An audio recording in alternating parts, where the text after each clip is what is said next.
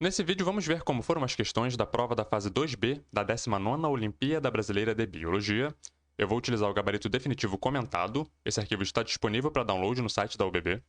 Ele contém as questões da prova, o gabarito e um comentário feito por alguém da equipe de correção das provas da UBB. Além disso, essa prova teve muitas questões de verdadeiro ou falso. E pelo menos nesse arquivo aqui que eu estou utilizando não tinham alternativas com combinações de possíveis verdadeiros e falsos, como geralmente tem nas provas. Então eu teria que fazer uma análise individual de cada uma das afirmativas. Eu vou focar meus comentários nas que foram consideradas falsas. A prova teve 30 questões, as duas primeiras falaram sobre bioinformática, especificamente alinhamento de sequências, sejam elas de DNA, RNA, no caso nucleotídeos, e ou proteína, no caso sequências de aminoácidos. O objetivo do alinhamento é comparar duas ou mais sequências para observar nível de identidade e similaridade. Aí eles trouxeram aqui um exemplo. Eu acho que o que eles fizeram aqui foi o seguinte: eles pegaram uma proteína de vírus da dengue e analisaram essa proteína em duas linhagens do vírus da dengue, para saber o quão similares elas são ou, pontualmente, quais diferenças tinham na sequência de aminoácidos. Usaram esse software, Cluster Analysis. E logo de cara a gente já tem uma informação super importante aqui, o tamanho da sequência que foi analisada. Cada linha dessa tem 60 unidades, no caso aqui aminoácidos. No total analisaram 180 aminoácidos. E outra informação importante é quais aminoácidos compõem essas sequências que estão sendo analisadas. E aí sim, colocando uma do lado da outra, a gente consegue ver quais aminoácidos estão presentes nas duas e quando houve mudança de aminoácidos entre elas.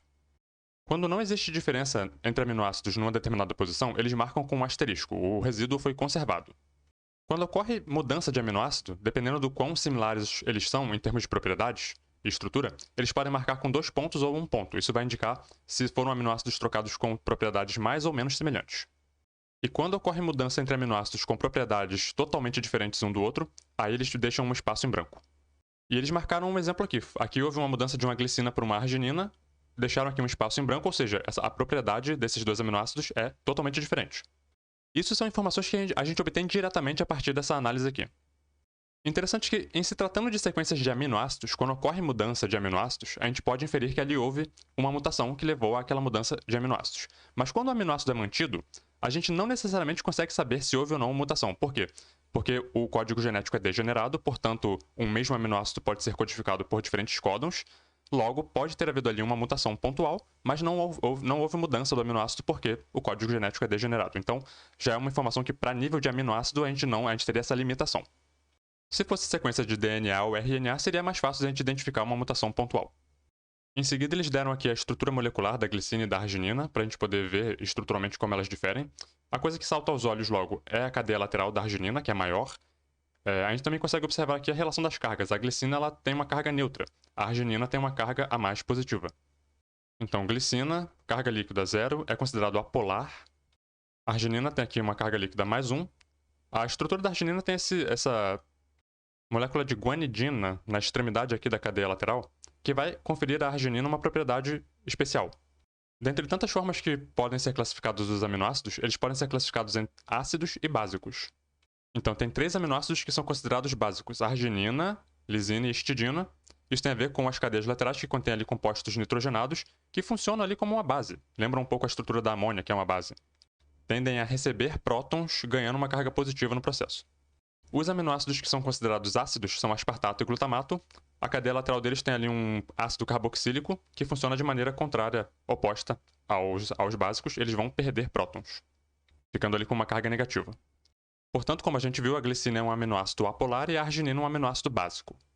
E 2, quais informações podem ser obtidas diretamente a partir de um alinhamento de DNA? Lembrando que ali no exemplo a gente viu de aminoácidos e eu fiz alguns comentários pontuais sobre isso. Mas tanto para DNA quanto RNA e proteína, você consegue obter diretamente nível de identidade e tamanho das sequências analisadas. Para o DNA, a princípio seria possível obter diretamente mutação pontual de nucleotídeos, como eu comentei lá. Agora, estrutura e função da proteína codificada já seria uma análise indireta e não direta. Portanto, não caberia aqui. Questão 3 trouxe uma dinâmica populacional, falou aqui sobre metapopulação. Num ambiente fragmentado, formam-se manchas de habitat que são ocupados por indivíduos de uma espécie, formando ali subpopulações. Se houver trânsito de indivíduos entre essas manchas de habitat, forma-se ali uma metapopulação. Daí eles trouxeram esses 2 gráficos com uma relação aqui de ocupação de habitat em 2 espécies, uma espécie de mussaranha e uma de borboleta.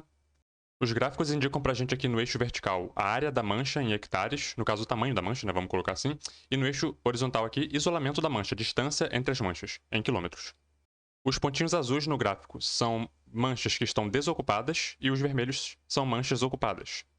E assumindo-se que os pontinhos azuis sejam manchas habitáveis, embora atualmente estejam desocupadas, a gente nota que existem potenciais habitats, potenciais manchas a serem ocupadas, um número maior desses habitats potencialmente ocupáveis na borboleta do que no mussaranho. Isso pode ter a ver com o fato da borboleta ser um animal alado. A gente pode pegar esses gráficos e dividir em 4 partes. Manchas grandes e pouco isoladas, aqui nessa parte de cima aqui para cá. Manchas grandes muito isoladas, manchas pequenas pouco isoladas e manchas pequenas muito isoladas. E uma vez feita essa divisão, a gente percebe que ambos, tanto o mussaranho quanto a borboleta, estão preferindo manchas grandes pouco isoladas. A gente nota que existe essa tendência em ambas as espécies. De modo que a gente pode inferir que essa escolha por manchas a serem ocupadas não está sendo feita de forma aleatória, mas existe uma tendência, existe uma razão para eles estarem escolhendo essa configuração de manchas. Portanto, a escolha da mancha a ser ocupada não está sendo feita de forma aleatória, e ambas as espécies preferem manchas grandes e pouco isoladas, portanto todas aqui foram falsas. Aqueles gráficos foram extraídos aqui da 7ª edição do Wycliffe e Rallier, Economia da Natureza. Para mais informações, venham aqui no capítulo 13, Dinâmica Populacional no Espaço e no Tempo. Eles introduzem o conceito de metapopulações, falam sobre a natureza fragmentada dos habitats, que é uma condição fundamental para que haja o surgimento das metapopulações. Tem o tópico a importância do tamanho da mancha e seu grau de isolamento, que é importante ali para aquele assunto da questão. Eles dão aqui um exemplo de uma metapopulação de corujinha ao longo ali de um determinado território, na Califórnia. A gente nota aqui as manchas, cada uma delas de um tamanho diferente, com propriedades diferentes, características, melhor dizendo, diferentes. As maiores, por exemplo, comportam mais indivíduos, algumas com pouquíssimos indivíduos. Mas o importante é que existem essas subpopulações e se existe trânsito de indivíduos entre elas, entre essas manchas, forma-se aqui então uma metapopulação. E aí é possível fazer estudos sobre, por exemplo, taxas de extinção, colonização de manchas, lembrando muito aquele assunto que a gente já viu de biogeografia de ilhas, onde também o tamanho da ilha e a distância da ilha para o continente tem também influência nessas taxas. A questão 4 falou sobre comunicação entre abelhas. Quando uma abelha encontra uma fonte de alimento, ela tem que voltar para a colmeia e avisar para as outras que ela encontrou essa fonte de alimento e indicar a distância e a direção para onde as outras devem ir para buscar esse alimento. E ela faz isso através de uma dancinha. Não é difícil entender isso aqui, mas eu não posso assegurar que alguém vai entender com a minha explicação. Eu vou oferecer aqui uma explicação básica, mas eu recomendo que quem quiser realmente entender, não é difícil, pega as recomendações de leitura que eu vou colocar na descrição. Mas o básico e o essencial de se entender aqui é o seguinte: a posição do Sol no céu vai dar o ângulo, né, a direção para onde as abelhas têm que ir, e o número de vezes que a abelha vai fazer a dancinha indica a distância que elas têm que percorrer. Eu vou, por exemplo, colocar um link para esse joguinho aqui, que ele é um joguinho educativo. Ele é super simplesinho, mas é só para a pessoa pegar o conceito da coisa. E ele é super intuitivo, só da pessoa jogar, a pessoa já entende como é que funciona. Mas tem também um tutorial para quem quiser dar uma lida. A lógica aqui é bem simples, eles vão te colocar com a visão aqui de dentro da colmeia. Pensem num relógio analógico. Essa linha roxa aqui é a posição do Sol no céu. A partir da posição do Sol no céu, que a gente vai considerar aqui 12 horas, pensem num relógio analógico. Ela está fazendo uma linha reta e rebolando em direção ao quê? 3 horas, certo? Então, quando a gente sair da colmeia, a gente vai olhar para onde está o Sol e vai seguir 3 horas a partir da posição do Sol. E como pode ter mais de uma flor no campo, eles vão dar aqui também algumas características específicas da flor. Por exemplo, a quantidade de néctar, aroma. Então aqui nós estamos no mundo exterior, o Sol está aqui, a posição dele, lembrem, 12 horas, a gente vai fazer 3 horas a partir dele. Então a gente vem para cá, deve ser essa florzinha aqui mesmo. A gente inspeciona, acho que é isso aqui mesmo, achamos, pronto, venceu o nível. É super facilzinho, só para a pessoa entender a lógica da coisa. Aqui na questão, claro que eles complicaram tudo que eles puderam complicar, né? Por exemplo, em relação à dança, eles colocaram aqui uma condição. Quanto menor a frequência da reboladinha que a abelha vai dar, maior seria a distância. Portanto, quanto maior a frequência de danças, menor seria a distância. É uma relação inversa. E com base nesses pressupostos, eles ofereceram aqui para o participante dois cenários. 2 direções de dança e a frequência das voltinhas, né, da reboladinha que a abelha estaria dando. Na dança 1, ela estava dando 1 volta por segundo, e esse aqui seria o ângulo, né, a direção. O cima desse ângulo aqui, a parte de cima, seria a direção do Sol. A pessoa teria que apontar isso aqui para o Sol. E essa primeira dança daria no ponto A.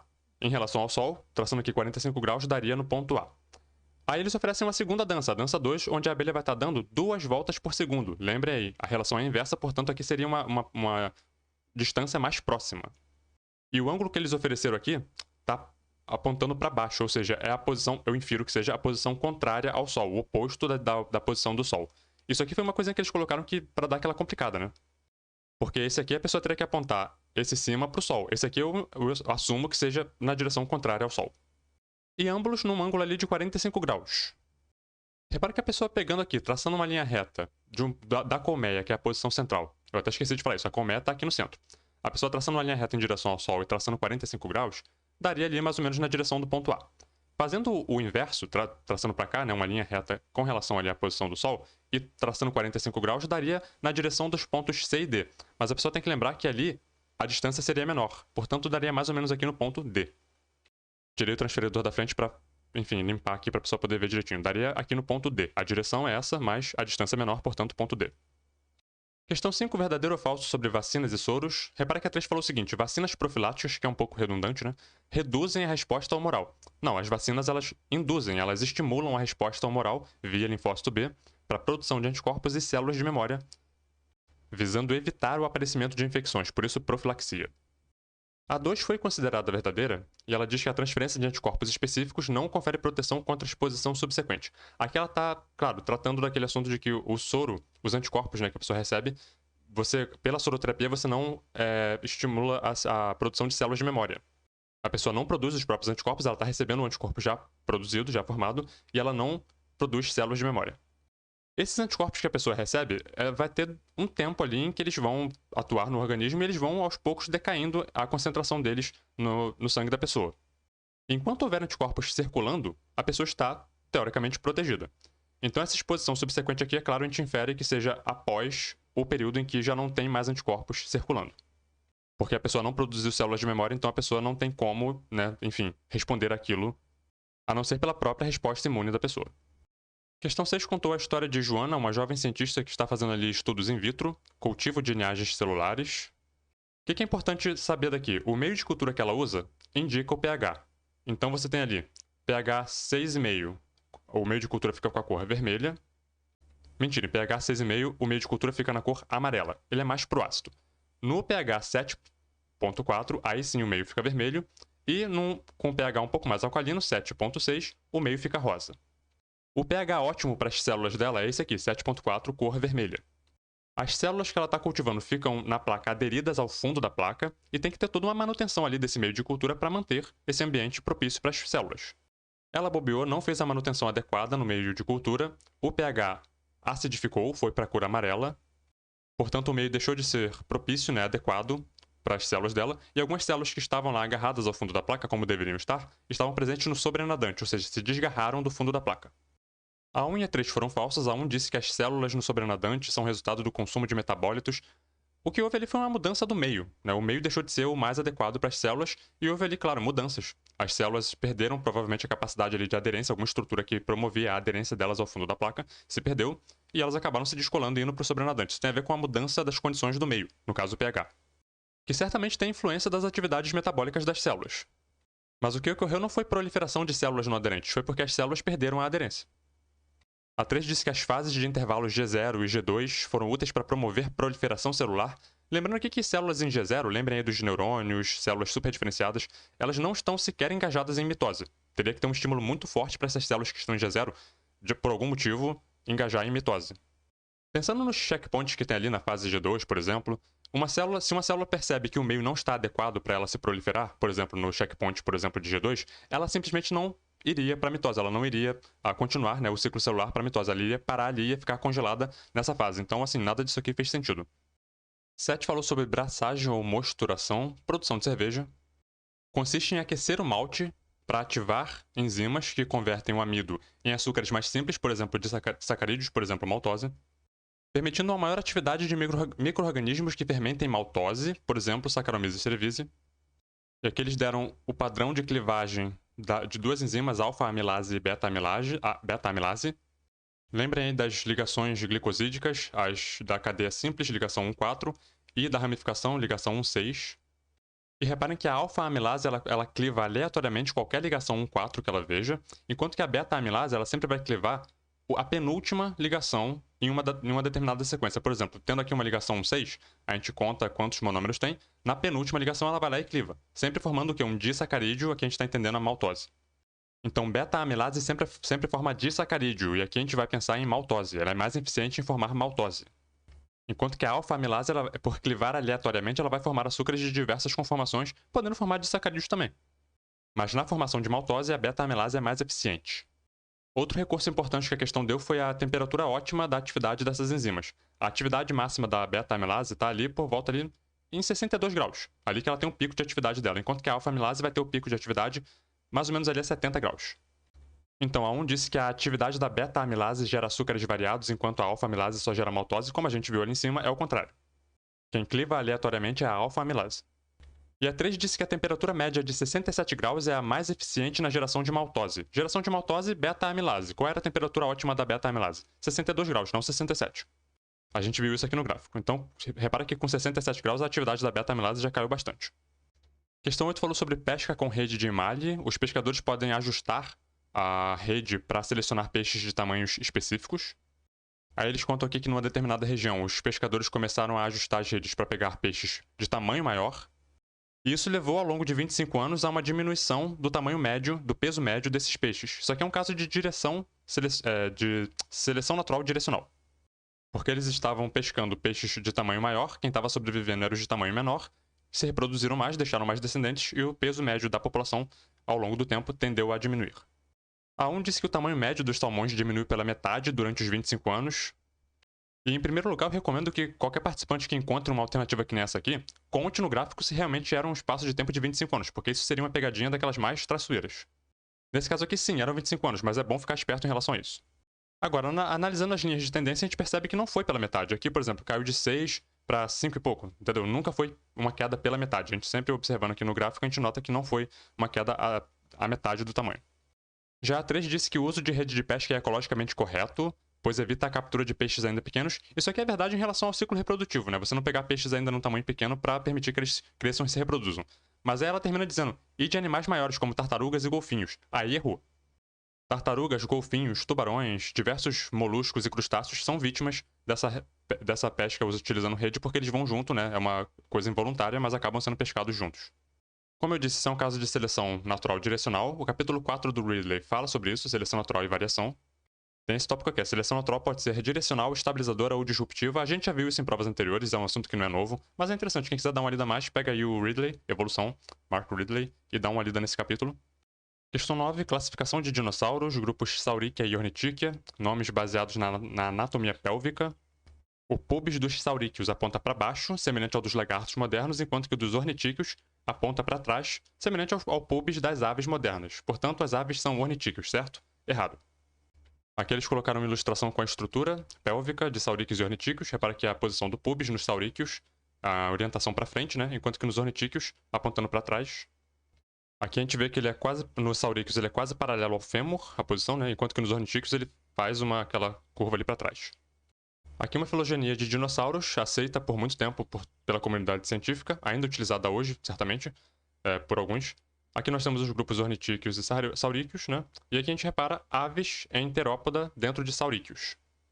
Considerando apenas a característica posição do pubis, vamos colocar assim, forma pélvica, a gente poderia explicar aves em sauríquia de duas formas. Uma, elas estão classificadas no grupo errado, ou dois, uma característica homoplásica que surgiu, uma convergência adaptativa dela, enfim, que surge independentemente em aves e em ornitíquios.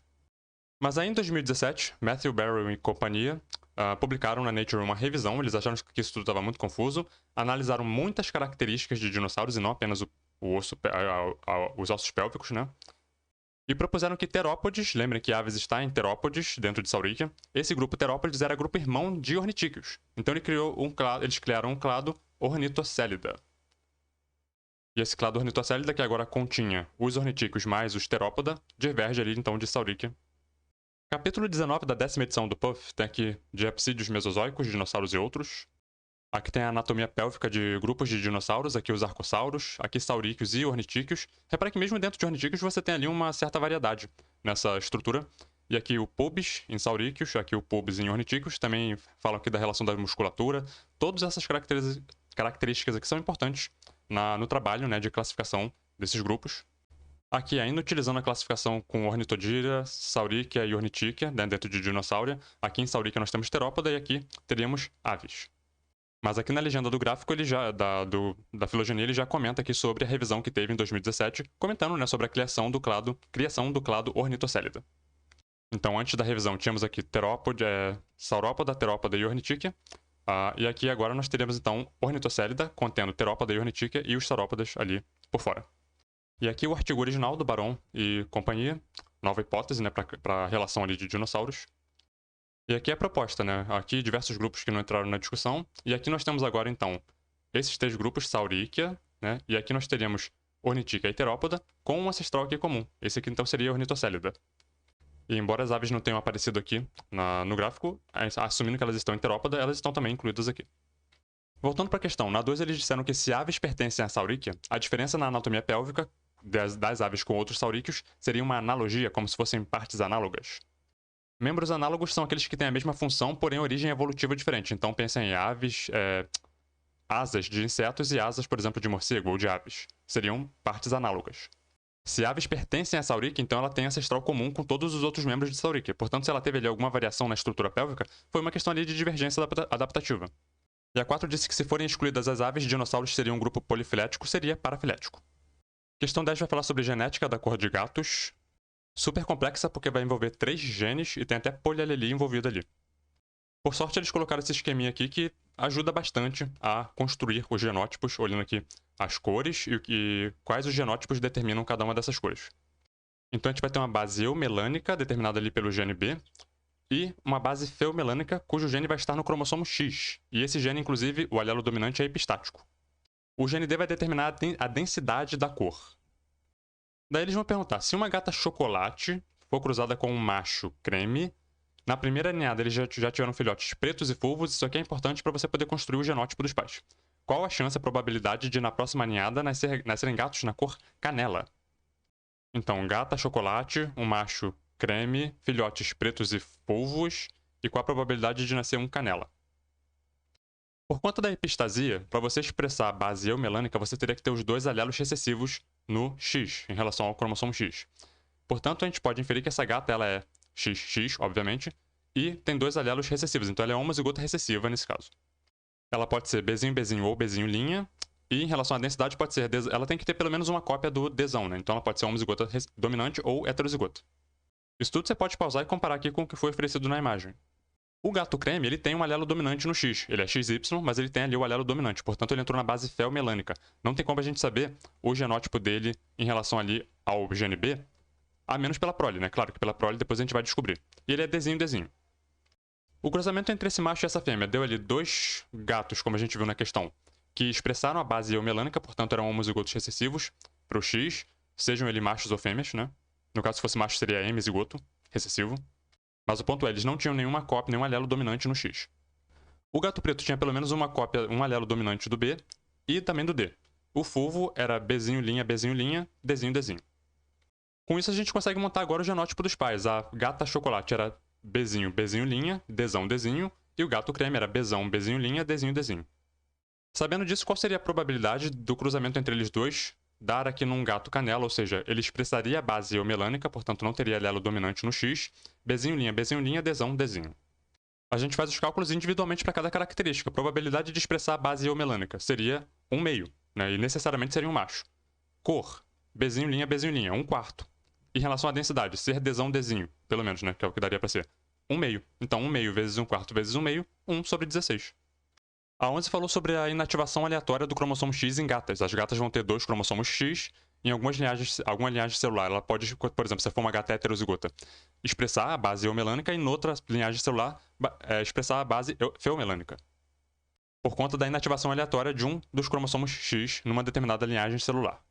Então, em gatas heterozigotas, você poderia ter a formação de um fenótipo ali mosaico. Raramente isso poderia também acontecer em gatos que tivessem um genótipo XXY. É raro, mas pode acontecer. Então aqui seria a letra D, inativação aleatória do X, corpúsculo de Barr, etc.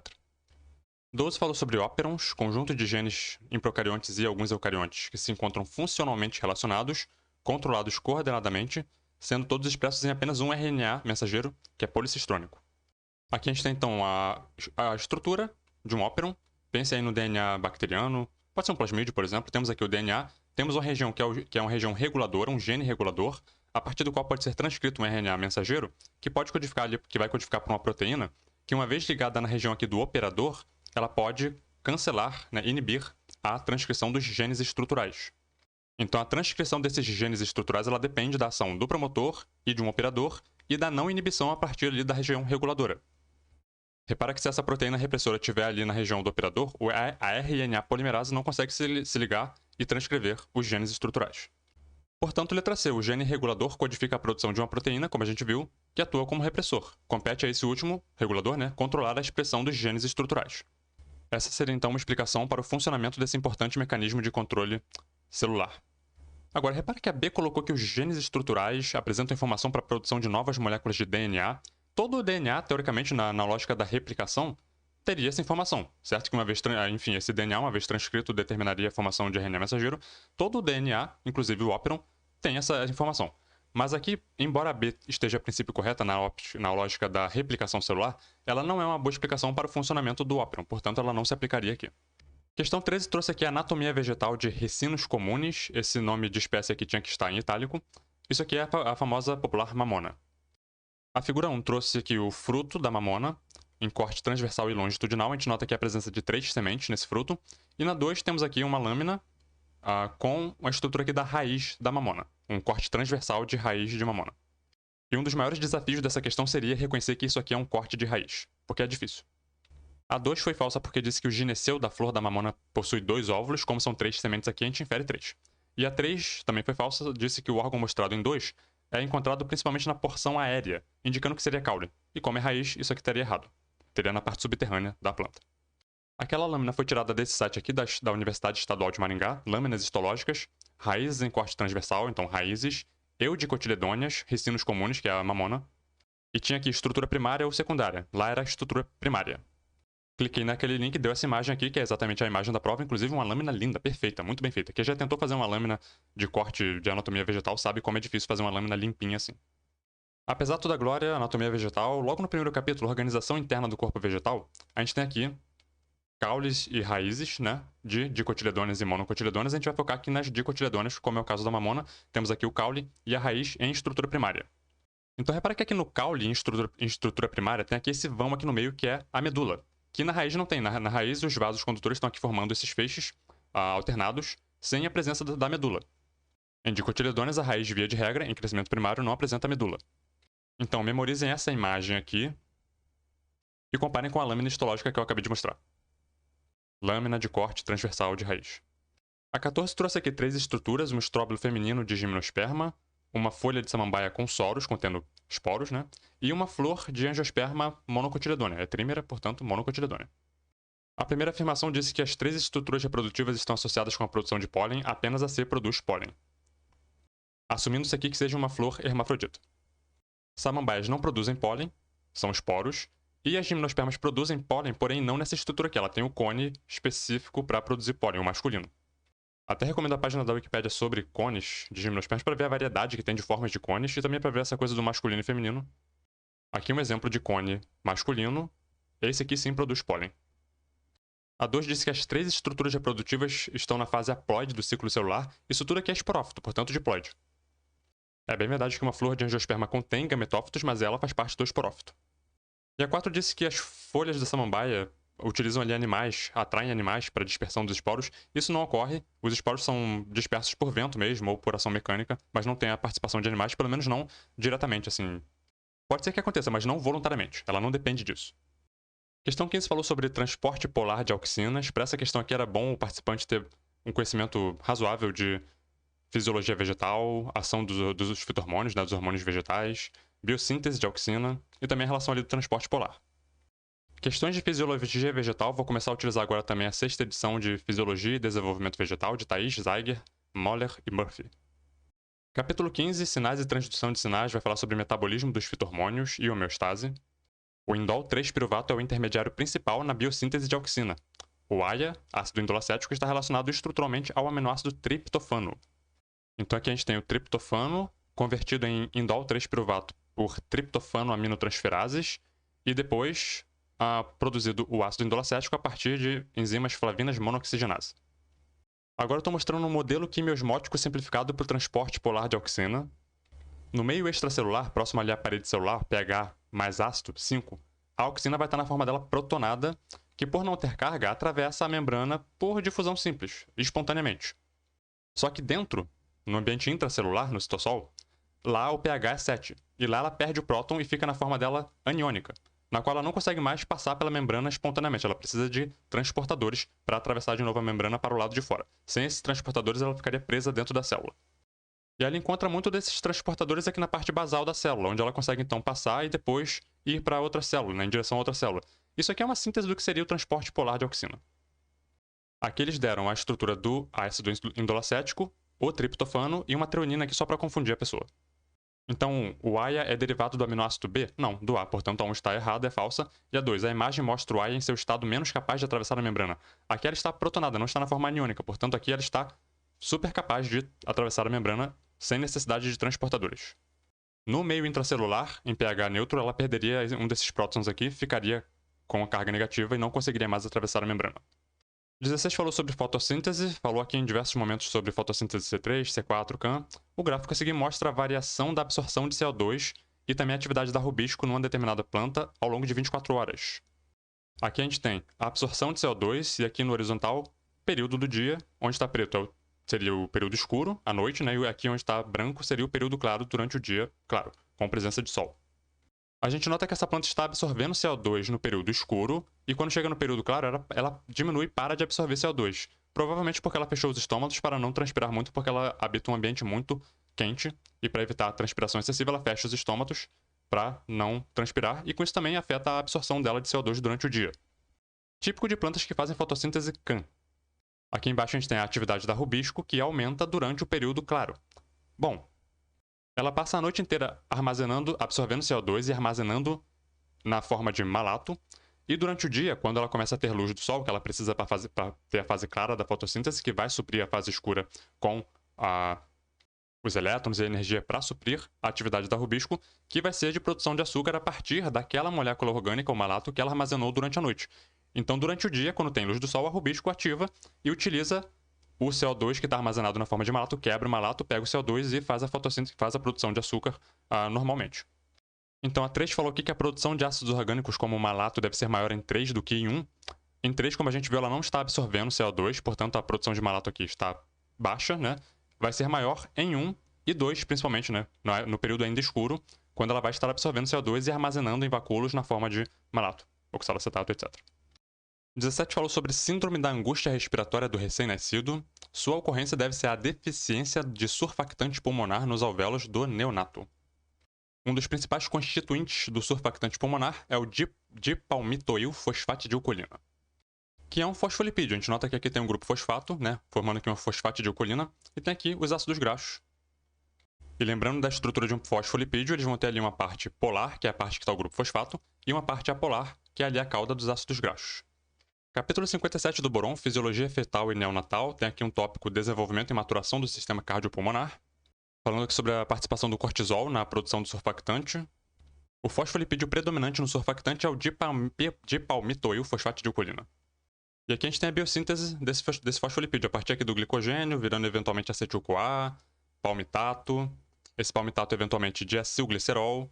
Aqui do outro lado a gente tem a formação a partir da colina, fosfocolina, CDP-colina, que se junta com esse diacilglicerol e forma dipalmitoil fosfatidilcolina. Tem também essa caixa aqui sobre a síndrome do desconforto respiratório. A complacência pulmonar diminuída e a atelexia, o colapso, resultam da imaturidade estrutural e da deficiência do surfactante, que promove assim o colapso das vias aéreas. E os testes clínicos para avaliar a maturidade pulmonar são pré-natais e são feitos com base na análise do líquido amniótico. A 2 disse que a deficiência do surfactante reduz a pressão necessária para expandir os alvéolos, provocando hiperinsuflação. Ela inverteu tudo, né? Aqui está tudo invertido, é o contrário. Inclusive, uma das consequências é o colapso das vias aéreas.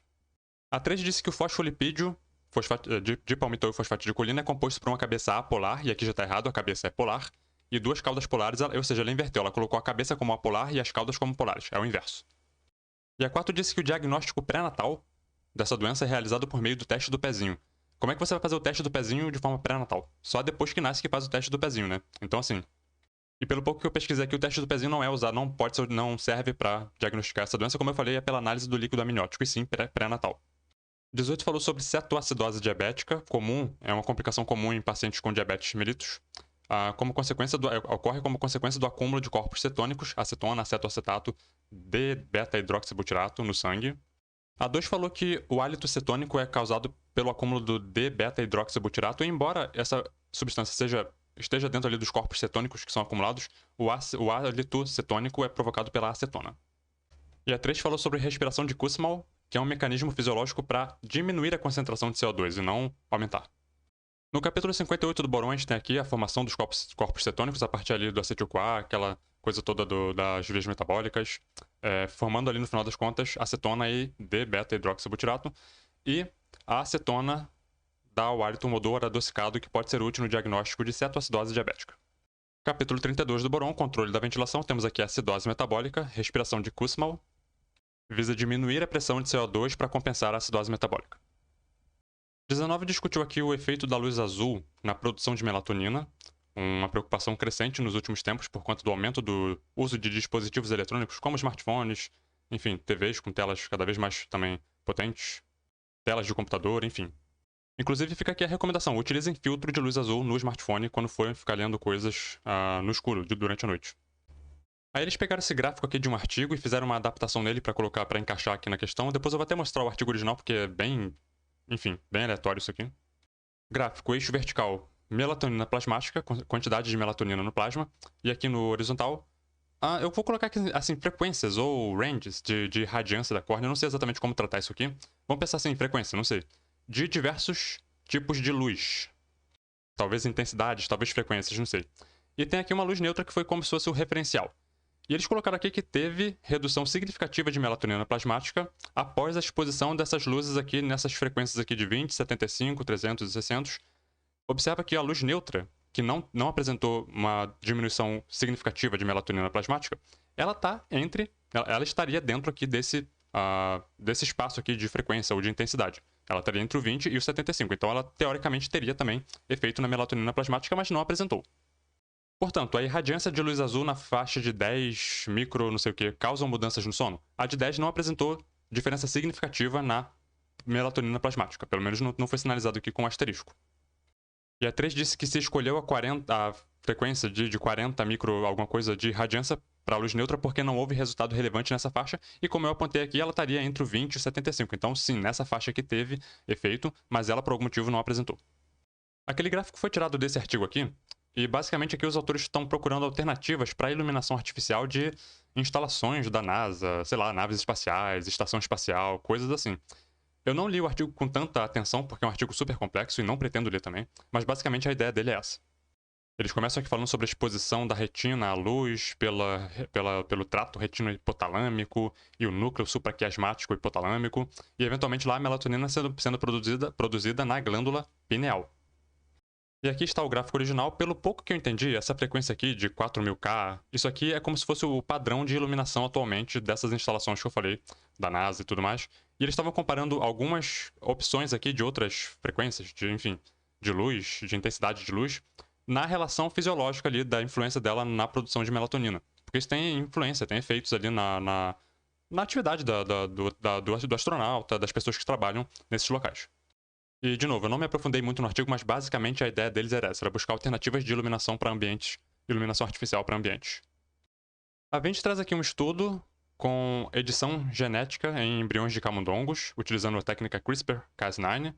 Aí tem aqui a tabela com os resultados de 20 camundongos que sofreram essa edição. A taxa de mutação no gene-alvo, 90%. Significa que 10% foram fora do gene-alvo, o que é preocupante. Taxa de mutação fora do alvo. Toda vez que havia uma mutação fora do alvo, comprometia em média 5 bases. Suficiente para causar alterações ali em sequências de aminoácidos, proteínas.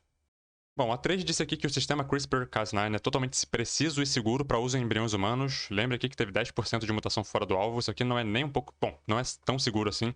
Não é seguro para uso em humanos. Eu não sou uma autoridade no assunto, mas eu diria que uma taxa de mutação fora do alvo de 0% seria o necessário para você aplicar isso aqui em humanos. Mas, de novo, eu não sou uma autoridade no assunto. A 4 disse que a presença de Protospacer Adjacent Motifs é irrelevante para o reconhecimento do alvo pelo sistema CRISPR-Cas9. E aqui tá falso, seria falso, né? Porque, na verdade, essas sequências são super importantes. Inclusive na proteção de uma célula hospedeira, por exemplo, uma bactéria, já que esse sistema CRISPR ele foi derivado de um sistema de proteção das bactérias natural contra ataque de vírus. Capítulo 7 do Alberts, controle da expressão gênica. Bactérias usam RNAs não codificadores pequenos para se protegerem de vírus. Clustered, regularly interspaced Short Palindromic Repeat. Isso seria então o que significa CRISPR. Basicamente, quando uma bactéria é infectada por um bacteriófago, por exemplo, ela incorpora no genoma dela um pouquinho do genoma desse vírus. E aquilo serve como uma espécie de vacina, entre aspas, contra ataques subsequentes desse mesmo bacteriófago. Porque aí ela vai utilizar esses RNAs não codificadores para destruir as partículas do bacteriófago, o genoma deles, né? Impedindo a replicação. Agora, se no genoma da bactéria agora vai conter ali um pedaço dele que vai ser uma sequência de um genoma de um bacteriófago, o que impede o sistema de defesa dessa bactéria de destruir o próprio genoma, já que ele vai ter uma sequência de bacteriófago? Para um sistema CRISPR ser efetivo, os RNAs não codificadores não devem destruir o próprio locus CRISPR da bactéria, do hospedeiro. Em muitas espécies, para que os RNAs não codificadores possam atacar uma molécula de DNA invasora, devem existir pequenas sequências de nucleotídeos adicionais nas moléculas-alvo, que são os famosos motivos adjacentes ao protoespaçador, aquele que a gente viu lá na prova, né? PANS, que se localizam fora da sequência do cRNA, né? E logo o locus CRISPR vai ser poupado do hospedeiro. Resumindo, é uma sinalização para que evite que a bactéria se autodestrua.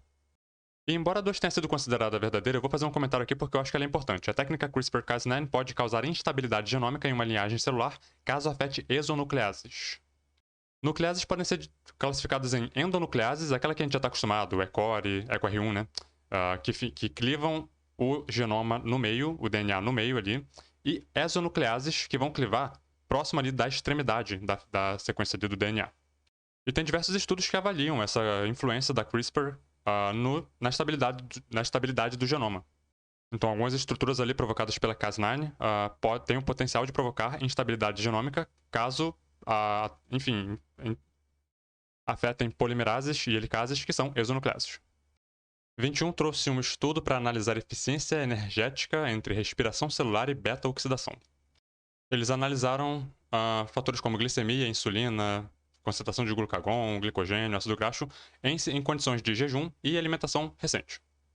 A gente nota que em jejum a glicemia, a quantidade de glicose em circulação, é menor do que após a alimentação, porque após a alimentação você adquire açúcar, né, pela alimentação. Portanto, ocorre aumento da glicemia. A insulina, ela acompanha isso, porque se aumenta o açúcar disponível na circulação, você precisa de insulina. Claro, um indivíduo normal vai produzir insulina para que as células possam captar essa glicose em circulação e utilizar essa glicose no seu metabolismo energético. O glucagon, que tem um efeito antagônico ao da insulina, vai diminuir. Se ele estava usando o glucagon ali para gerar processos para produzir glicose a partir de moléculas mais complexas, como o glicogênio, por exemplo, ele não vai mais precisar. Então diminui o glucagon em circulação. O glicogênio, que é uma molécula de reserva, de pronto uso, ela é a mais acessível, tanto ela é a primeira a ser produzida e também a primeira a ser consumida. A gente nota que existe um aumento após a alimentação. Em jejum você vai utilizar glicogênio, vai quebrar glicogênio, então vai ter uma diminuição, claro. E ácidos graxos livres no plasma vão ser maiores, vai ter maior concentração durante o jejum, porque você vai estar quebrando possivelmente gordura para suprir demandas metabólicas. E após a alimentação vai diminuir porque você vai parar de quebrar gordura, porque você tem uma fonte de glicose, que é a alimentação. Portanto, respiração celular e beta-oxidação ocorrem integralmente no mesmo compartimento celular. Falando apenas de respiração celular, ela não ocorre integralmente no mesmo compartimento celular. A respiração celular é um processo complexo que tem ali a parte anaeróbica, que é a glicose, depois, dentro da mitocôndria, isso acontece no citosol, no citoplasma, e depois vai ter a parte aeróbica, dentro das mitocôndrias, onde vai ter ali ciclo de Krebs, fosforilação oxidativa. Beta-oxidação para obter ATP vai ocorrer dentro da mitocôndria, ok? Agora, a beta-oxidação também pode acontecer em peroxissomos, aí já é uma outra discussão, mas não é para produzir ATP, então assim, acho que não entraria nessa discussão aqui. Aqui, nesse caso, beta-oxidação, essa aqui, para a produção de ATP, estaria ocorrendo dentro de mitocôndrias. Mas é bom ter em mente que a beta-oxidação também pode acontecer em peroxissomos, e aí vai produzir, enfim, outros tipos de produtos, peróxido de hidrogênio, enfim. 2 disse que lipogênese, produção de gordura, de lipídios, é estimulada em períodos de jejum. Pelo contrário, os lipídios, a gordura é quebrada em períodos de jejum. E a 4 disse que a quantidade de ATP gerada por molécula de glicose, que é por volta ali de 30 e poucos na respiração celular, é maior do que a quantidade de ATP gerada por molécula de ácido graxo. A quebra de uma molécula de ácido graxo pode render ali 100 e poucos ATP, enquanto que a da glicose, pela respiração aeróbia, 30 e poucos. Então isso aqui está errado. Aqui a gente tem uma tabelinha com o rendimento de ATP na oxidação completa de uma molécula de um ácido graxo, um ácido estérico. No final das contas, ali, 120 ATP. Vários ciclos aqui de beta-oxidação, que vai ter um rendimento, depois a reoxidação de diversos componentes de NADs, Hs ali, no final das contas dá 120, mais ou menos ali, ATP. A 3 foi considerada verdadeira E ela disse que com base nos dados da tabela é possível inferir que ocorre glicogênese e lipogênese após a alimentação. Após a alimentação, a gente vê aqui que a concentração de ácidos graxos livres no plasma diminui. Então a gente pode inferir que a gordura parou de ser quebrada. Dá para inferir lipogênese a partir dos dados da tabela? Eu acho que não. Você pode inferir isso a partir dos seus conhecimentos de bioquímica, né, que provavelmente vai estar acontecendo ali, produção, armazenamento, né, reserva de energia na forma de gordura, mas não sei se dá para obter isso a partir da tabela. Pelo menos eu não consigo ler isso. Talvez eu esteja errado, mas enfim. Questão 22 vai falar sobre sequenciamento do genoma humano, projeto telômero a telômero, cujo objetivo é sequenciar todo esse genoma. Acho, inclusive, que eles já terminaram, mas eu posso estar também errado, então é bom ler um pouquinho mais sobre isso. Daí eles trazem uma tabela aqui com métodos de sequenciamento, Sanger ou Sanger, e uso de nova geração, segunda, terceira e quarta geração. E o que a gente repara aqui? O método de sequenciamento de Sanger ele tem uma baixa velocidade, ele é caro, mas ele tem uma baixa taxa de erro por base lida. Pulando aqui para o de quarta geração, que é o mais moderno, ele lê por volta de 1000 bases, então ele é super rápido, mas ele te dá uma alta taxa de erro. Ou seja, a pressa é inimiga da perfeição. Daí na quarta eles disseram que o aumento da velocidade de sequenciamento, como a gente observou aqui, não afeta a taxa de mutação média. E na verdade a gente observa que afeta sim, né? A taxa de erros aumenta conforme a velocidade também aumentou. Então, 23 falou sobre score de risco poligênico. Basicamente aqui, resumindo, eles trazem aqui essa tabela, só que são variantes, genes, né? Que a pessoa tendo, ela teria uma probabilidade a mais de desenvolver determinada doença. Por exemplo, hipertensão. Se você tivesse alguma dessas variantes aqui, você teria tanto a mais de chance de risco de desenvolver, por exemplo, hipertensão. Então, se você tivesse a variante A, você teria 0,5 a mais de chance de risco de ser hipertenso. Se você tivesse, por exemplo, a B, você teria 2 de risco a mais de chance de desenvolver hipertensão. Repara que se você tem a B e a C, você tem 1,5 de risco a mais de desenvolver essa doença. Ou melhor, se você tem a D, você tem 2 a mais de risco de desenvolver hipertensão. Se você tem a C e a A, você também teria 2 a mais de risco de desenvolver hipertensão. Entendeu a lógica? E uma coisa fundamental de entender aqui é o seguinte, isso aqui é probabilidade, isso aqui assim, é risco, entendeu? Você pode ter todas essas variantes aqui e não desenvolver a doença, ou você pode ter só a A e desenvolver a doença, porque isso aqui é risco, é probabilidade. Então, quando ela diz aqui não, que a presença das 10 variantes genéticas no genoma de um indivíduo garante que ele desenvolverá hipertensão. Não, porque isso aqui é análise de risco. Você pode ter todas as 10 e não desenvolver a doença, ou você pode ter só umazinha ali, pequenininha, e desenvolver a doença. É risco. 24 trouxe aqui os efeitos de diferentes compostos químicos no transporte, na cadeia transportadora de elétrons na mitocôndria. Basicamente, o composto X que eles analisaram é um inibidor, ele inibiu o complexo 1, e o composto Y é um desacoplador. A gente nota que ele provoca ali aquela coisa que a gente já viu, né, do desacoplamento da cadeia de transportadora de elétrons nas mitocôndrias. Provocou aqui aumento da taxa de transporte e diminuiu pela metade a produção de ATP. E o X, que é o inibidor, a gente vê que a taxa de transporte de elétrons caiu a zero e a produção de ATP também foi zero. Um slidezinho que eu arrumei aqui na internet só para mostrar algumas coisinhas. Inibidores, drogas capazes de inibir o transporte de elétrons, a zero. Exemplos, inibidores do complexo 1, tem aqui barbituratos, rotenona, como aquele exemplo que a gente viu lá na prova, inibem complexo 1. Tem do complexo 2, tem do complexo 3 e tem também um inibidor aqui do complexo 4 que é super famoso, o cianeto. Os desacopladores são capazes de dissociar o transporte de elétrons, eles criam ali um extravasamento de elétrons não passando pelas proteínas da membrana, né, na cadeia transportadora. Então, menos elétrons chegam na ATP sintase, ela produz menos ATP, e isso também consome mais oxigênio. Então, o gradiente de prótons não se estabelece porque eles extravasam pela membrana, e, enfim, a energia é dissipada como calor. A célula pode acabar tendo que ativar ali a beta-oxidação para compensar o ATP, o que aumenta o consumo de oxigênio. E aqui era tudo falso. A 1 disse que o composto X é um desacoplador, não, é um inibidor, como a gente viu. Ele inibe o complexo 1, e o Y, então, é um desacoplador e não um inibidor. A 2 disse que o composto Y, um desacoplador, atua interagindo diretamente com a ATP sintase. Não, ele vai desacoplar a cadeia transportadora de elétrons antes de chegar na ATP sintase. A 3 disse que a ação do composto X, que é um inibidor, é igual ao efeito do cianeto. Repara que ele inibiu o complexo 1, o cianeto, como a gente viu lá, inibe o complexo 4. E a 4 disse que a lançadeira malato-aspartato é responsável pelo transporte de NADH para a matriz mitocondrial. E aqui nós temos a lançadeira malato-aspartato. A ideia é pegar esse NADH e transportar para cá. Mas isso não dá para acontecer porque não tem transportador para isso. Então aqui nós temos o espaço intermembrana, isso aqui é mitocôndria, tá? Espaço intermembrana e aqui é a matriz mitocondrial.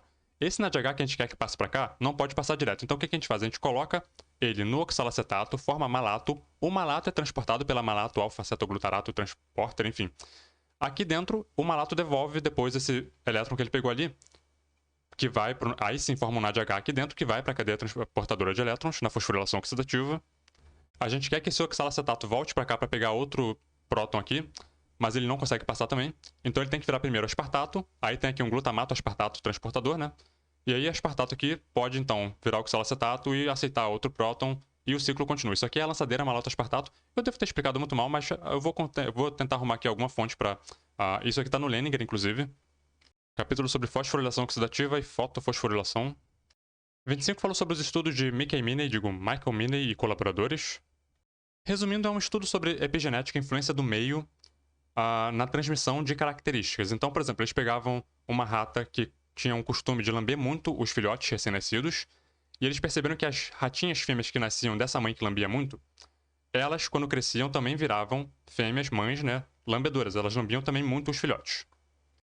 Já ratas que lambiam pouco os filhotes, as fêmeas, filhas dessa rata que lambia pouco, tendiam a lamber pouco também os filhotes. Aí alguém pode dizer, isso aí é genética, elas herdaram essa característica genética da mãe. Eles pegavam ratas adotivas, filhas de ratas, por exemplo, que lambiam pouco, e colocavam na ninhada de uma rata que lambe muito, e elas também viravam ratas que lambiam muito. Ou seja, não tem apenas fator genético envolvido, tem um fator ali epigenético do ambiente. Da forma como a mãe cria esses filhotinhos, elas tendiam a adquirir essa característica e eventualmente, inclusive, transmitir para a prole. Olha que loucura. Essa lambedura ali no período perinatal, logo no ratinha recém-nascida, gera metilações no DNA que leva ela depois a desenvolver também a expressar essa característica. A um disse que o experimento utilizou apenas o grupo controle de mães biológicas. Não, ele também utilizou ali mães adotivas, né? Teve ali, eles pegaram ratinhas e trocaram de ninhada para poder justamente avaliar se era só fator genético ou se era o meio que estava influenciando nisso. A 4 disse que os resultados do experimento indicam que o ambiente pré-natal tem um impacto desprezível na expressão gênica e no comportamento. Isso aqui foi tido como falso. Pelo que eu entendi da experimentação, tudo ali envolvia ambiente perinatal, ou seja, ratinhas recém-nascidas, né? O ambiente pré-natal não foi tratado aqui como sendo um fator determinante. A gente pode dizer o seguinte, a gente não pode negligenciar a influência da genética em primeiro lugar, porque essas metilações aconteciam num genoma, num genótipo que já existia previamente, então assim, a gente não pode negligenciar o fator genético. E eu concordo com isso, mas eu não consigo assim, enfim, a minha percepção é que não foi tratado ali no texto, pelo menos do ambiente pré-natal. Só acho que ficou estranho isso. 26 falou sobre a ataxia de Friedreich, uma doença causada por mutação de inserção hereditária autossômica recessiva. A trinca GAA é repetida centenas de vezes no gene mutante, no alelo mutante. Ou seja, existe um aumento do tamanho desse alelo mutante, porque essas trincas vão sendo repetidas mais vezes. A gente nota aqui que na geração 3, esse casal aqui, 2 e 3, que não tinham a característica, tiveram um filho com a característica, o que indica herança recessiva, autossômica recessiva. O autossômico é porque a gente não consegue observar assim, nenhuma tendência, né, de alguma influência do sexo na herança, na transmissão da característica. Eles pegaram os membros dessa família, fizeram PCR, eletroforese, e tá aqui o resultado da eletroforese do indivíduo 2 e 3, o 4 e o 1 aqui, que é o filho de 2 e 3. A gente nota aqui que 2 e 3 são heterozigotos, como eu tinha previsto, né? O alelo mutante é esse aqui de cima, ele é maior, por isso ele migrou menos no gel. A gente nota que 3 é homozigoto dominante, e 4, que é o que expressou a característica, é homozigoto recessivo. Ele tem 2 cópias do alelo mutante, que tem um tamanho maior, por isso migrou menos no gel da eletroforese. Bom, essa mutação leva ali o DNA a assumir uma configuração incomum de fita tripla, aí tem aqui o que seria o modelo dessa fita tripla. Isso aqui, claro, influencia na atividade de polimerases, por exemplo, né? E outras enzimas responsáveis por replicação, transcrição, enfim. Bom, a 2 aqui disse que essa condição é recessiva ligada ao sexo. Na verdade, ela é autossômica recessiva. Manual MSD, distúrbios cerebelares. Temos aqui ataxias hereditárias, ataxia de Friedreich, herança autossômica recessiva. A 3 é verdadeira, ela falou, para que a RNA polimerase possa transcrever esse gene, provavelmente houve a ligação da proteína TBP na região TATA, a montante upstream. Eu vou fazer um comentáriozinho breve sobre isso, porque eu acho que isso aqui é importante de, enfim, mostrar. Capítulo 6 do Alberts, a iniciação da transcrição em eucariotos requer várias proteínas. RNA polimerase 2 requer um conjunto de fatores gerais de transcrição, e é aqui que vai estar inserido aquele tema lá da Tata Box. E aqui um modelo de início de transcrição em um gene eucariótico. A gente tem aqui a região Tata box, e aqui seria o início da transcrição. A proteína TBP, que é uma proteína que se liga a essa região aqui, da Tata box. TBP significa Tata Binding Protein, proteína ligadora da Tata. Uma vez que a TBP se liga na Tata, chegam ali outros fatores de transcrição também, e enfim, só depois que todo mundo se ligou ali, chega a RNA polimerase, e então consegue dar início ali à transcrição. É um processo complexo, claro que isso aqui é uma simplificação, né? Eu estou também explicando do meu jeito, mas basicamente só para mostrar a regulação desses dois fatores no início da transcrição. 27 trouxe aqui outro operon, mas dessa vez num contexto diferente, dessa vez o operon arabinose. A gente tem de novo aqui a estrutura de um operon, temos aqui a sequência regulatória, né, promotor, operador, e temos aqui os genes estruturais. A lógica aqui é que eles vão pegar esses genes estruturais e vão substituir por um gene que codifica para uma proteína que tem ali ela emite uma fluorescência.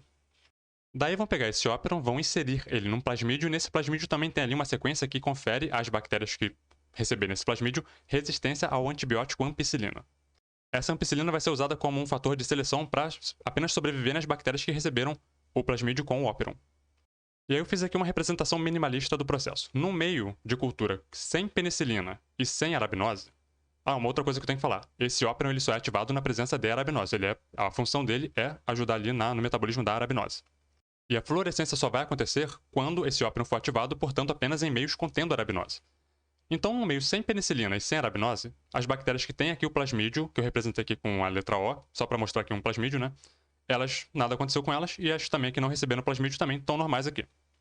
Num meio contendo penicilina e não contendo arabinose, as bactérias que não têm o plasmídio morrem porque não são resistentes à penicilina, as que têm o plasmídio sobrevivem porque têm resistência à penicilina.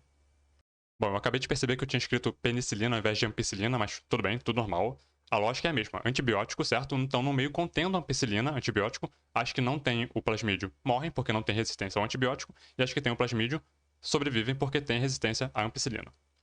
Em meios contendo arabinose, o operon vai ser ativado, certo? Então, as bactérias que têm o operon, o plasmídio, vão emitir a fluorescência. No meio sem ampicilina com arabinose, as bactérias que têm aqui o plasmídio emitem a fluorescência. As outras que não têm, elas sobrevivem, porque não tem nenhum fator aqui de seleção. Então ficaria nessa colônia aqui algumas bactérias verdes, né, emitindo fluorescência, melhor dizendo, e outras não emitindo fluorescência.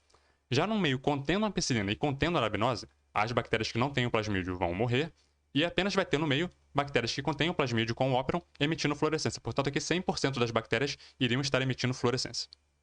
Isso que eu mostrei lá nos slides, aos trancos e barrancos, é o que está nessa tabela aqui. Eu achei que ficaria melhor botando lá no slide. Aqui a 2 e a 3 foram consideradas falsas, e aqui a ideia que eu acho que a pessoa tinha que ter para chegar a essa conclusão é aquela lógica lá, no meio que tinha o antibiótico, a ampicilina, todas as bactérias que não têm um plasmídio iriam morrer, e só iria sobreviver quem tinha um plasmídio. No meio contendo a ampicilina mais a arabinose, 100% das bactérias iriam emitir a fluorescência porque elas foram as únicas que sobreviveram. Essa que é a lógica. 28 trouxe aqui a variação na taxa de cobertura vacinal na população brasileira, para as diversas vacinas aqui, temos BCG, poliomielite, tríplice viral, hepatite B, enfim, todas as vacinas que a gente está acostumado aí. O curioso é que a partir mais ou menos aqui de 2016, a gente consegue observar aqui uma tendência de queda de todas as vacinas, de cobertura vacinal de todas as vacinas. E como eu sempre digo, é importante, assim, pesquisar aí quem era o presidente da República aqui nesse período, né? Quem eram os ministros da saúde, porque isso aqui é política pública. Se teve essa queda aqui de todas as vacinas, é porque alguém relaxou. Foi um período de total desordem. Nesse período aqui, pesquisa aí quantos ministros da saúde teve nesse período aqui. Uma troca frequente de ministros da saúde. Não tem como, não tem política pública que resista a toda essa algazarra. E o efeito está aqui. Queda nas coberturas vacinais de todas as vacinas praticamente. Bom, a 3 disse aqui que a queda na cobertura vacinal de BCG é uma explicação para o aumento de casos de sarampo na população brasileira. BCG é contra tuberculose, não contra sarampo, então não tem nada a ver. Tá aqui, Bacilo Calmette-Guerin, não sei pronunciar isso aqui, é uma vacina usada na prevenção de tuberculose. 29 trouxe aqui curvas de sobrevivência, tabelas de vida, características populacionais, estrutura etária, taxa de natalidade, mortalidade. E temos aqui 3 curvas de sobrevivência. A curva tipo 1, que são dos estrategistas K, que sobrevivem muito na infância e tendem a ter alta mortalidade já no final da vida. Alta mortalidade no final da vida é ótimo. Mas enfim, todo mundo entendeu o que eu quis dizer. A do tipo 3 morrem muito na infância, né? Então tem uma alta mortalidade ali no período da infância. Típico de estrategistas K, estrategistas R. E a curva do tipo 2 é intermediário, né? Eles morrem, assim, em qualquer momento da vida. São geralmente presas e tudo mais. Não existe uma tendência a sobreviver ou morrer mais em determinado período da vida. Típica de aves. Aí eles trouxeram uma tabela de vida de Ovis Dali, a ovelha, adaptado de Murray, 944. E aqui a gente observa que ela é uma estrategista K, né? Tem baixa mortalidade ali, alta sobrevivência, durante ali o período do recém-nascido, da infância, ou seja, cuidado parental, enfim, estrategista K. E quando envelhecem, tendem a morrer mais. Portanto, a ovelha apresenta a curva de sobrevivência do tipo 1, considerado uma espécie K estrategista, pois a população flutua próxima à capacidade de suporte do ambiente, que é típico de espécies K estrategista. Para mais informações, capítulo 12 do Wycliffe, Crescimento e Regulação da População. Aqui em algum momento eles falam sobre tábuas de vida, aquela curvinha de sobrevivência que estava lá na questão. E dão também alguns exemplos aqui de tabelas de vida, né? Algumas mais simples, outras mais complexas. É interessante dar uma olhada.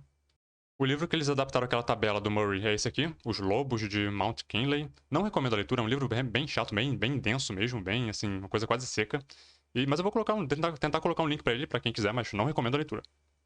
Por fim, 30 trouxe aqui gráficos com dinâmicas populacionais. A gente tem aqui essa curva, contando aqui a resistência ao meio. A gente vê aqui uma curva de crescimento de, enfim, uma espécie flutuando ali próximo, né, à capacidade de suporte, como a gente acabou de ver ali em cima com as estrategistas K. Mas esse gráfico aqui ele retrata, né, a curva de potencial biótico, que seria o crescimento, digamos, teórico. E quando você adiciona a resistência ao meio, você tem então o crescimento logístico. Esse gráfico aqui também é bem famoso, essa relação aqui de competição entre espécies de Paramecium. Quando eles são colocados em meios separados, eles têm uma curva de crescimento própria, mas quando eles são colocados no meio comum, eles competem por recursos e, no caso aqui, a Aurélia acabou sendo um melhor competidor do que Caudatum, e ele acabou então se dando melhor nesse meio comum. Mas se você reparar bem, Caudatum, embora ele tenha se dado mal aqui, mas ele também interfere na curva de crescimento de Aurélia, né? Não é mesmo, ela também sofre uma diminuiçãozinha ali no crescimento populacional. Mas ela explora os recursos melhor que Caudatum, portanto, ela sobrevive e Caudatum é extinto do meio. Então, o tamanho populacional varia em função da resistência do meio, que pode se tratar de relação ecológica mutualística. Aqui está pensando em competição. Por exemplo, o meio ele tem apenas uma quantidade limitada de recursos que as espécies podem explorar. E elas vão disputar esse recurso, competir. Mesmo desconsiderando a competição, mas os recursos são escassos, então uma espécie também que cresça muito de tamanho e população pode também ali sofrer, né, com escassez de recursos. Então a resistência do meio pode tanto pressupor ali a presença de uma espécie competidora como apenas ao fato de que os recursos são escassos. 2 disse que a relação entre as espécies de Paramecium é de predação, e na verdade não é predação, é competição. Amabis e Marto falam sobre relações ecológicas negativas. Predação. A curva de predação é essa aqui, ó. Presa-predador. Quando a população de presa aumenta, a de predador também aumenta depois, com um breve delay. Depois, conforme a população de presas vai diminuindo, a de predadores também tende a diminuir. E aqui no caso da competição interespecífica, a gente tem aqui os gráficos da relação das espécies de Paramecium, e aqui é bem fácil de a gente ver uma do lado da outra como que a presença de Caudatum, embora ele se dê mal, ela interfere no crescimento de Aurélia. Ou seja, Caudatum, embora tenha se dado mal, ele é um fator de resistência do meio para Aurélia. Agora mostrando aqui no Wycliffe um outro modelo diferente, né, de um gráfico de presa-predador. Lembra aí do modelo de Lotka-Volterra, só para a pessoa ficar com essa imagem aqui na cabeça e entender essa dinâmica, né, de a presa aumenta, predador aumenta, depois a presa diminui, predador também diminui. E com relação à competição, o Wycliffe traz aqui também uma relação parecida com aquela lá que a gente viu do Paramecium, só que com espécies de diatomácea. Elas estão competindo por sílica no meio para produzir a frústula silicosa, que é a carapaça delas. Então a gente tem aqui a espécie Asterionella. Essa aqui é a curva de crescimento de Asterionella num meio onde ela está sozinha. Repara aqui que a relação nela vai consumindo a sílica. E aqui seria a espécie Synedra. Ela tem uma curva diferente da de Asterionella e também tem um consumo ali de sílica. Quando coloca elas duas no mesmo meio, Synedra compete melhor pela sílica do que a Asterionella e acaba tornando esse recurso aqui super difícil para a Asterionella obter. Então a população de Asterionella tende a cair e eventualmente ser extinta do meio. Interessante que comparando os dois gráficos aqui, nesse exemplo aqui específico, a presença de Asterionella no meio não provocou nenhuma mudança tão grave na curva de Synedra, não. Então aqui a gente tem um caso também interessante, né? Onde aqui a Asterionella foi um fator de, enfim, ela não ampliou muito a resistência, né, em relação ali à competição com Synedra. Voltando para a questão, a taxa de crescimento populacional de Caudatum é diretamente proporcional ao de Aurélia? Inversamente proporcional. E a 4 foi verdadeira, ela está comentando aquilo que eu comentei sobre como que a presença de uma espécie, embora uma má competidora, aumenta a resistência do meio para outra espécie. Termino o vídeo recomendando a leitura, que acompanhe, né, quem está se preparando para a prova da UBB da próxima edição, acompanhe o portal do Butantan, eles sempre estão colocando lá alguma notícia de alguma atualização sobre coisas que o Butantan está fazendo. Esse dia saiu essa matéria aqui, ó, Butantan identifica molécula com potencial para combater bactérias resistentes. Isso aqui, provavelmente, eu acho que isso aqui tem um grande potencial de cair na próxima edição da UBB.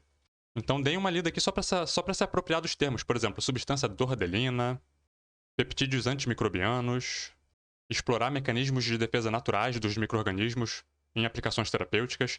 Leiam aqui, se apropriem desses termos, desses conceitos, e para quando chegar na hora da prova, se surgir, a pessoa já viu, já não vai ficar tão perdido assim.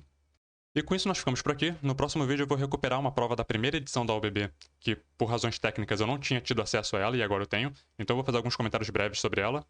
E enquanto nós esperamos a 20ª edição da UBB, a gente vai aqui inventando alguma coisa para falar de vez em quando. Mantenham a rotina de estudos e até o próximo vídeo.